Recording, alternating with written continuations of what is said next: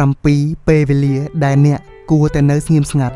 1. នៅពេលដែលមានមនុស្សព្យាយាមប្រាប់អ្នកថាគេមានអារម្មណ៍យ៉ាងម៉េចចំពោះអ្នកសូមឲ្យអ្នកនៅស្ងៀមស្ងាត់ 2. នៅពេលដែលមនុស្សគ្រប់គ្នាដណ្ដើមគ្នានិយាយសូមឲ្យអ្នកនៅស្ងៀមស្ងាត់ព្រោះតែការនៅស្ងៀមស្ងាត់របស់អ្នកវានឹងបង្ហាញភាពច្បាស់លាស់